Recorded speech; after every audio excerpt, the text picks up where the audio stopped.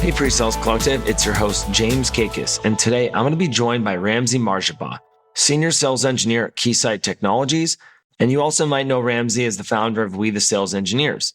Today's topic is titled Dipping Your Toes into Sales, and you might be asking yourself, James, why are we talking about moving to sales on the PreSales Podcast? Well, I think it's interesting because in our profession, we do have former account executives.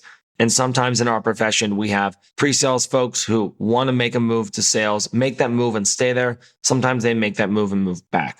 But it is very interesting because Ramzi has been asked by his company to move into sales, and they've created a special role for him specifically.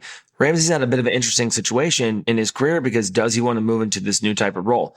Is this type of role going to catch fire? I've had a number of conversations with organizations who are talking about hybrid pre-sale roles that carry quotas. So is this the future of sales?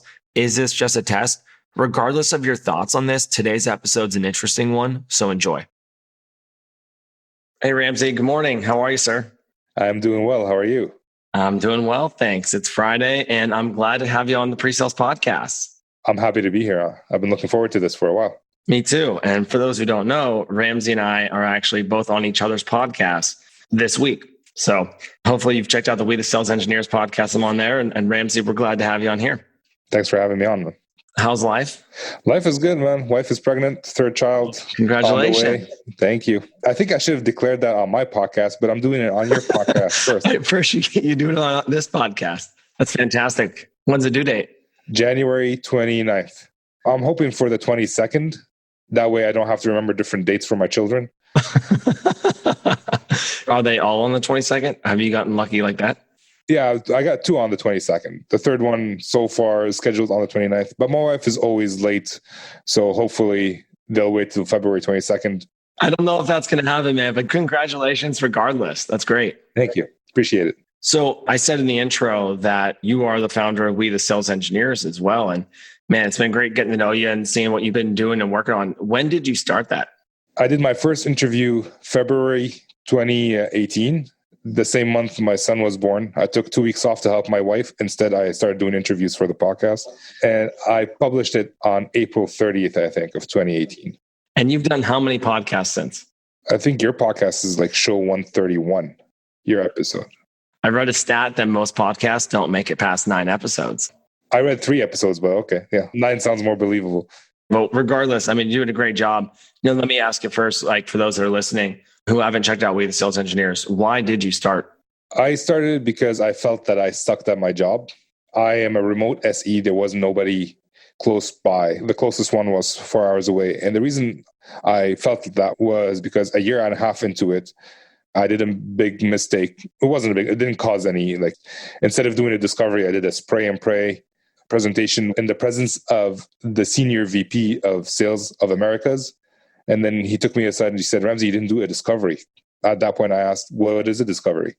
I figured I'm missing a couple of things in the SE toolkit. And I felt that a lot of people in my company had the same experience. So the best way for me to learn is to talk to SEs outside of the company. And the best way to get them to talk to me was to tell them, hey, I have a podcast. And it worked. Now you are 130 plus episodes later. You're setting the tone for plenty of people who are walking into this industry. It's insane that I just called up random people that I've never met. It's like, hey, man, I have a podcast for SEs. And they're like, oh, I'm in. Whatever you want, I'm in. Like, people wanted to help. SEs wanted to help other SEs. And I think that puts the SE community in a different area. Like people who are actually team players who work alone. I appreciate all the work that you've done for the community. And I'm sure for you watching 2020, I feel like the community is really coming together. PreSales Collective, there's a couple of other podcasts popping up, local groups. It's been pretty amazing for the profession generally. Yeah, no, it's been great. Everybody's working hard to build a community. It wasn't like that a while back. When I first started, there was nothing. The reason I started was I couldn't find a resource for sales engineers, which is why the tagline for We DSEs is a resource for sales engineers by sales engineers, because I was interviewing a whole bunch of people. Now there's a few more, which is great because I have my way of asking questions. You have your way of asking questions, and we can dig out different information. And now Don Carmichael has the podcast, and you've worked with a few more as well. So again, I always say the rising tide floats all boats, and it's great for our ecosystem generally, right? And to make sure that pre-sales professionals have a seat at the executive table. I used to say seat at the table, but I've changed it to executive table, and making sure that our profession isn't left behind as technology continues to expand and the dependency on our role continues to grow. So I appreciate you being on the podcast, appreciate all the work that you've done. And I'm looking forward to diving into today's topic because this is super interesting. So let me ask you first, Ramzi, how did you get into pre-sales? I was a network design engineer at a large company, like Nokia, Alcatel-Lucent. And I was doing a senior person's job, getting paid a junior engineer's salary. And being a Lebanese person who got married, that means big wedding, that means debt. And I needed to get out of that. Like that kind of spurred me to look for different positions. And I found a role for systems engineer at a headhunter's website. So I applied, didn't hear back, saw the same job description on LinkedIn for the actual company. And I applied and I got a call back. I went, did the interviews, had no idea what systems engineers was. No clue. And during the interview, I figured, we talk to customers. And the job description had you need to have experience with working with customers. So basically I got into it by accident, long story short. I feel like so many of us stumble in. And you've been in pre-sales for how long now? 6 years, over 6 years now. That kind of leads us to today's topic of dipping your toes into sales. And I'm really interested in this one because I've had a little bit of this conversation with a couple of people, but you're the first person that I'm aware of that's kind of making this potential move. And we'll talk about that here in a minute. Tell us a little bit more about the current pre-sales role that you're in. So I was just talking to my wife yesterday about that. It's funny. For my customers, I'm a sales engineer who does some sales work. For my colleagues, I'm a hybrid SE. So I do both roles. And for my higher ups, like the VPs and all that, I'm a sales guy. So I'm a hybrid sales engineer. I do both roles, sales and sales engineering. What does that actually mean? So I have some named accounts. I'm not out there cold calling, finding new opportunities outside of those named accounts.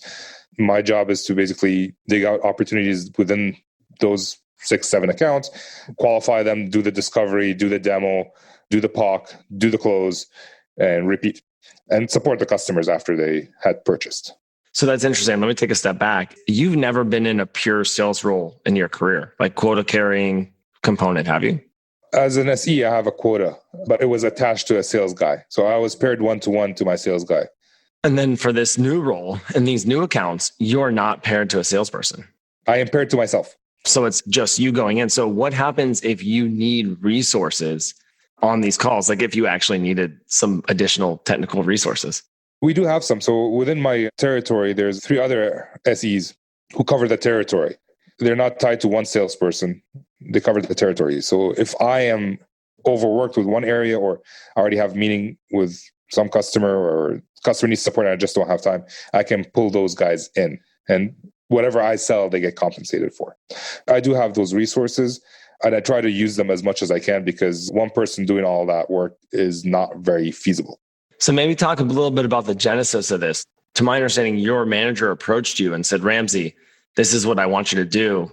Is that correct? I moved companies when I started this role.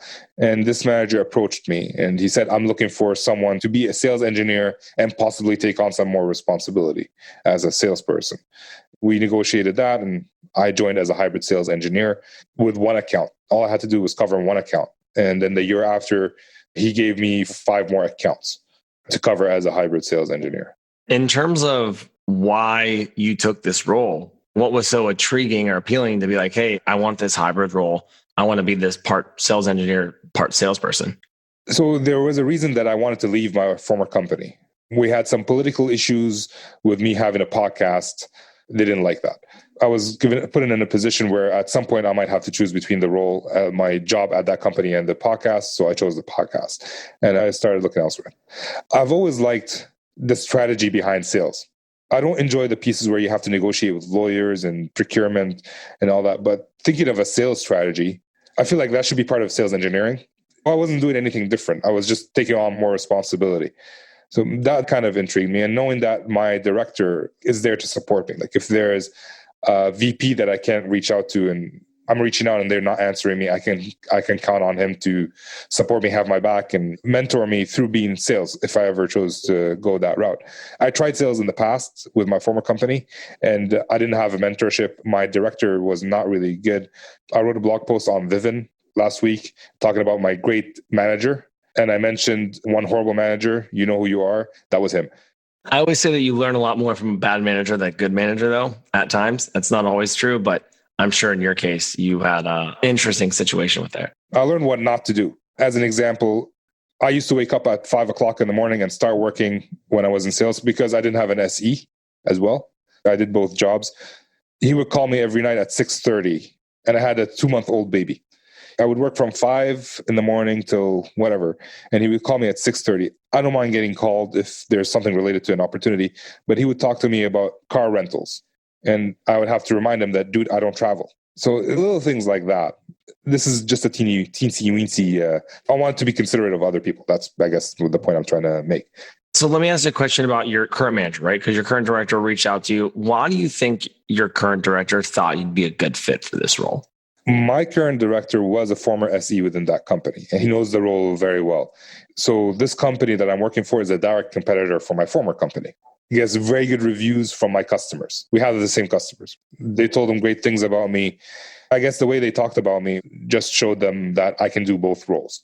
And then he came in and he approached me and he chatted with me and he figured out what I want and how I work. And keep in mind that I don't want to go into sales. I would either want to be an SE and I would settle for being a hybrid. So he knows that, and we're working on our relationship with how that's going to work. And we're figuring it out day by day. But he saw some stuff in me that I guess showed him that I can be an SE. And he gave me the hybrid role just to make sure that I can be a salesperson instead of just throwing me and say, hey, you need to be in sales. We're going to throw you there. You talked about some of the things that you don't like about the role. So, as we talk about this topic generally, and there's probably some people listening that have thought about going into sales. What are the worst parts about this job that you just wish that you didn't have to deal with? I feel like it all depends on the management. My current manager, great guy, great manager. My former manager, the guy I was mentioning, not so great. So those gave me two totally different experiences about sales. So funnel reviews are not fun, especially as a salesperson. Like I used to be an SE and I would attend some of the funnel reviews and I would just laugh at my sales guy because he's coming up with things like, oh yeah, we're going to get that deal. I was like, no, you're not. You're not even close to getting that deal. So we're going to have to come up with a new deal for you to show that you actually got your quota.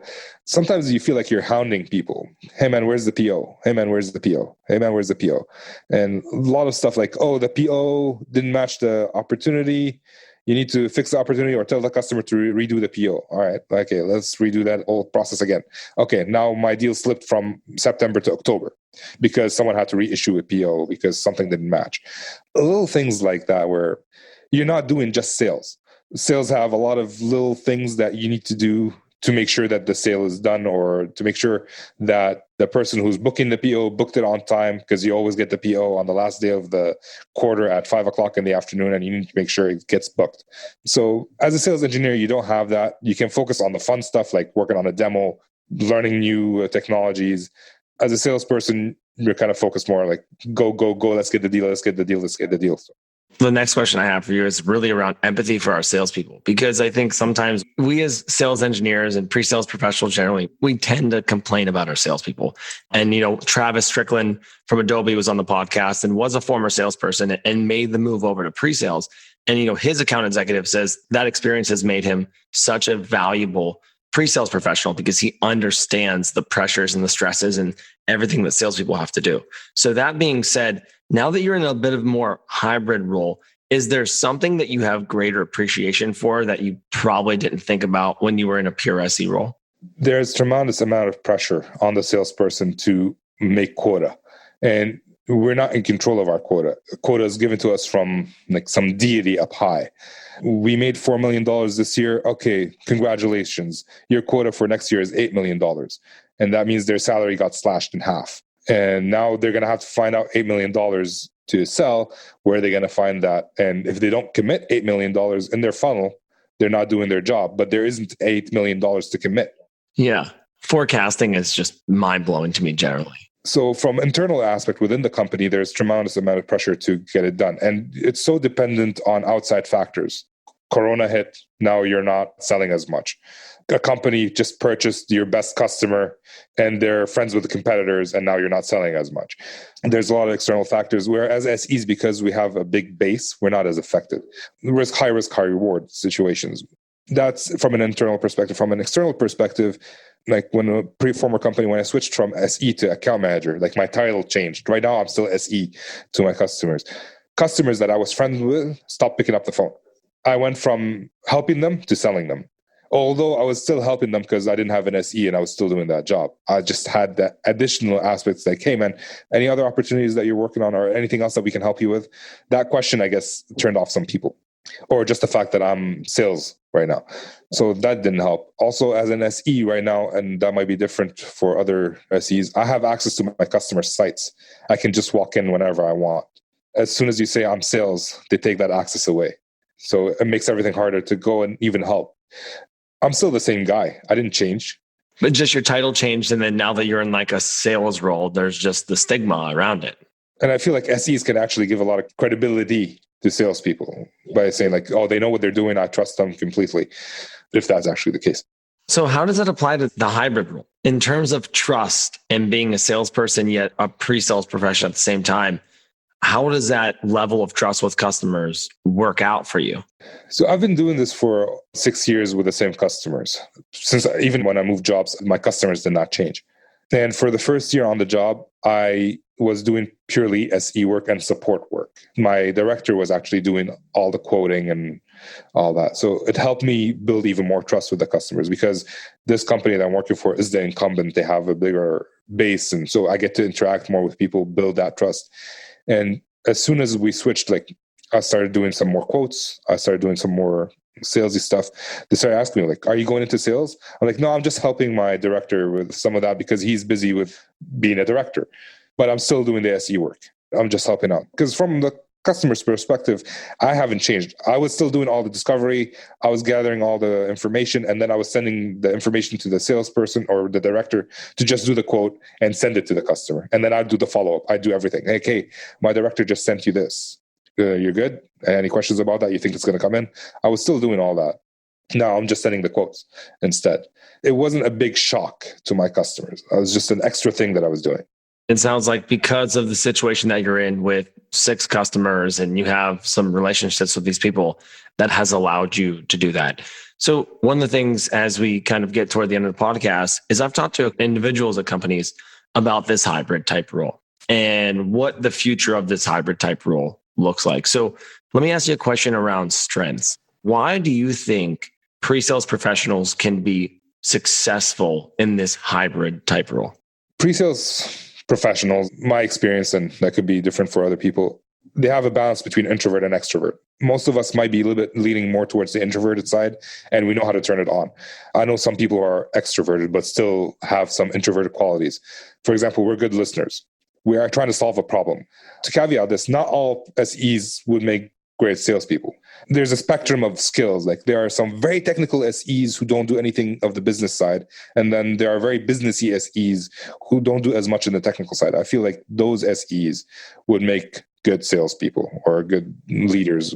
So if you're able to talk to customers, if you're not afraid of being shut down, there's a book that I just purchased called The Courage to be Disliked. I think it was recommended on my podcast. As salespeople, you might be disliked because you're going to be asking for a PO. You're going to be asking for, hey man, we just did all this work for you. We need a PO. Give me the PO. It's not about being nice all the time. The customer is not always right. It's a partnership. It's a relationship. So if you have that ability, you could possibly make a good salesperson. The question is, would you want to? Which is more fun for you? That's the thing, right? And I think it does depend company by company. And as we talked a little bit, do you think that this hybrid role is going to be more common as technology changes over the next couple of years? And why? Or why not? I don't think so. It depends on the complexity of the product. The simpler it is, the more you can do it. I'm in routing, I'm doing LTE, I'm doing security. It's just too vast for a salesperson to be able to be sales and technical in all these aspects. But the less technical the product is, the more hybrid the role will be. And I think a lot of companies right now have their salespeople do the initial demo, and then they bring in someone technical to do the second or third demo. And where I potentially see this changing in SaaS is around like small business that's not super transactional. Because if you think about pre-sales professionals as being an expensive resource, and you think about deal size, maybe your deal size is 5K or 10K or 15K, whatever it is, depending on your organization. Why have 2 people, 3 people, 4 people that get involved in the sale if the volume isn't too high? If you put this hybrid person in like the SMB, you have your BDR qualify, and you have your sales leader help at the end of the deal, help with the quote negotiation, get the final deal across, because then you're spending your pre-sales dollars on the higher complexity, higher value, higher ACV deals. And so I don't know if anyone is out there testing this. And if you're listening and your company is, like, please reach out to me. But that's my guess is like the next iteration of this role. Yeah. So my wife, she's starting a business, flashcards for Arabic language. Here's a shameless plug for my wife. She got reached out to by someone from HubSpot who did all that, who did the demo presentation, quote. Well, it's a really good point. You talk about like if the product's not too technical, that's probably the right role to go. And we have a lot of HubSpot individuals involved in PreSales Collective. So if you're HubSpot, you're listening, let's talk. Ramzi, this has been really fun. It's really interesting to hear your perspective on this. And it will be interesting to see where this podcast, like how relatable it is 3, 4, 5 years from now. But good luck as you continue to define the role. I'm glad to have you on the podcast. Before I let you go, I do have 2 questions for you. The first one is, what is your favorite part about the pre-sales role? It's just going from someone not trusting you, thinking that you don't have a solution, to seeing that light bulb switch in their heads, like, holy, whatever, you can actually solve my problem. That's always a good feeling. What advice do you have for people that might be listening and have been thinking about moving into a sales role? One advice is reach out to me if you have any questions. The second thing, like, you'll never know until you try. And you can always talk to your manager and see if you can start the way I have, where you can keep being an SE for the majority of the accounts, take 1 or 2 accounts, small accounts that you can practice with, and see if you like working with customers, with procurement, with all that, and go from there. It didn't work for me the first time I asked for it. When I first did it, previous job, they said you need to be all in or out. So I went all in, then I came right back out. So you can use that as a message. And worst comes to worst, if you try it and don't like it, you can always find another job as an SE. There's a shortage. You can always move back. I agree.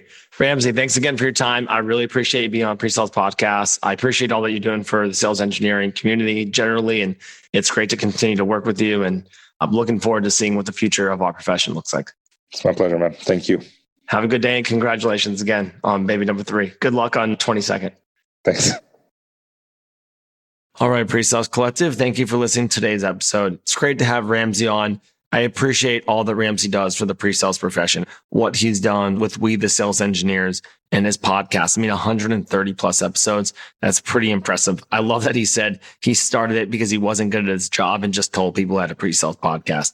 That's amazing. So here we are, 130 plus episodes. Ramzi's joining our podcast, giving us his insight.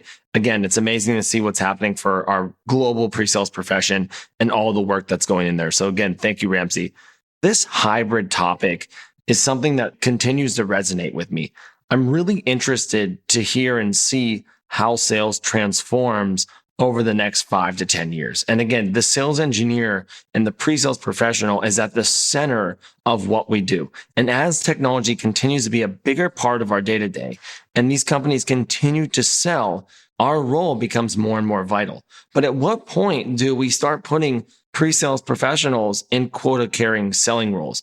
And it's interesting to hear that Ramzi's position is much the same as it was as just a sales engineer, where his director or sales leader is handling the quote process. And how I think that translates to SaaS is you have someone who can have those initial conversations, initial disco, do the demo, maybe a proof of concept or a pilot. And as it gets to the negotiations, you can have your frontline sales leader come in and lead those conversations. And that might allow for more trust. Again, it does really depend on the tech, but it'll be interesting to see where this goes. So if you're listening and your company is doing something along these lines and this role fits within the pre-sales organization, reach out to me and let me know. Thanks for listening, PreSales Collective. I always appreciate your time. Like, share our podcast. Otherwise, I'll see you next week.